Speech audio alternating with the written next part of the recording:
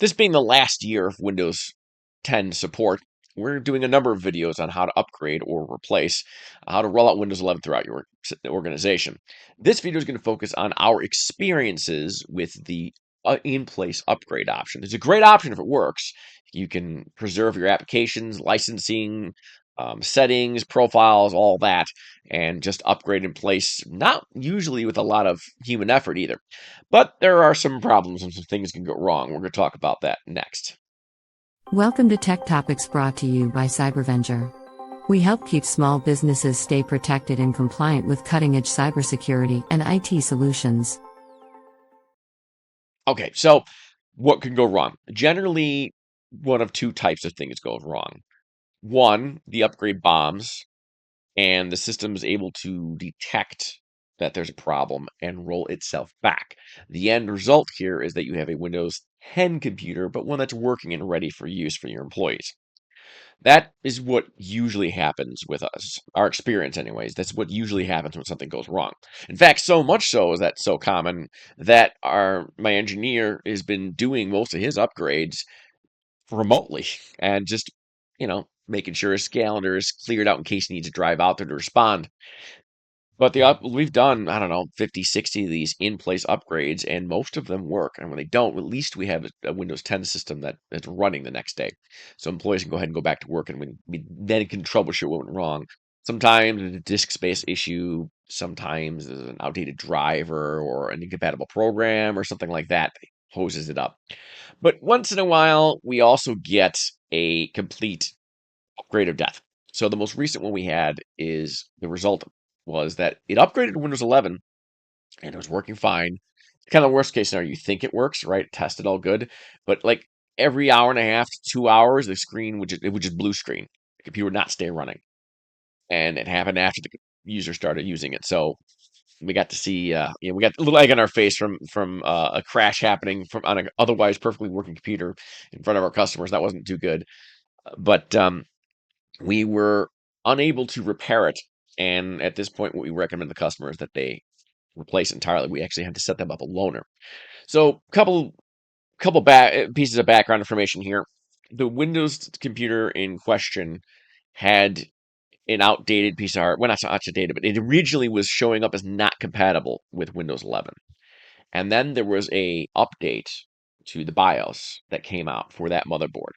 And my engineer went ahead and upgraded the BIOS on several computers. And when they upgraded to Windows 11 on that computer, that is when it blew up. So we're not sure if it's. We also went with the latest edition of Windows 11 that just came out. So is it the Windows 11, the uh 25, the H? What model is that? Pause this. Windows 11 24H2, I believe, is the version we put on there. It's one of the later ones. So what we don't know is the firmware update to that BIOS what caused the trouble. It may have nothing to do with the Windows upgrade. Or is the fact that it's 24H2, which is the latest Windows 11, which other people have reported some trouble with compared to like 23H2 and some of the previous versions. So, what's causing the blue screen? And this is the trouble that you have sometimes when doing these upgrades. Is when you want to do your rollout so that you're prepared to handle this. You don't want to do them all at once. You want to, you don't want to do if you're an accountant, I wouldn't upgrade your computer to Windows 11 until after April 15th, if you know what I'm saying. Things like that. You want to keep business needs in mind when you're planning out your upgrade because this stuff kind of happens. Like right now, our customer is using a loaner PC. The PC is unstable. We're not sure how to fix it. What we could do is we could roll back the BIOS. We could try an earlier version of Windows 11. We could put Windows 10 on it and see if the BIOS breaks that. There's a number of troubleshooting steps we could take to try and rule out the problem. Problem is time is money. It's expensive to do all these steps. And what we have is a computer that's 4.5 years old, five, right on the border there. And at 5 years old, it's just not good practice to bother fixing a workstation unless there's something special about it that makes it hard to replace. You're better off to taking up, throwing away, buying a new one. Because, I mean, the 7 year mark, you want to throw a computer away regardless. I mean, it's really hard to have computers be useful, to have any kind of performance out of them after a certain age, right? And you don't want to invest labor in a dying system. So that's what we told our customer. Here's our loaner. Go ahead and use it. Buy a new computer. Here's a quote.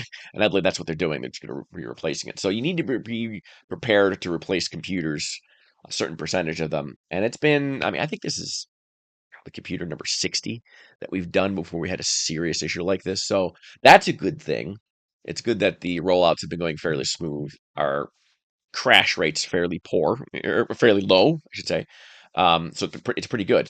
And even the ones that roll back on us, like the soft fails we had, are fairly rare, probably 1 in 10, maybe 1 in 20 even. So that's been our experience so far.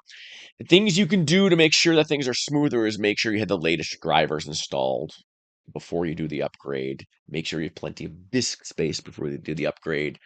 Uninstall any old, outdated applications that you don't need, don't want. That's good practice anyway, right? Anything you could do to thin things down, reduce the likelihood of conflicts before you start the upgrade is a good idea. And then just be prepared for the unexpected. Be prepared. I would definitely have a loaner computer ready to go. And you do these one at a time or two or three at a time. Do them in small batches so it's manageable. Loaner computers are great. You just got something on site.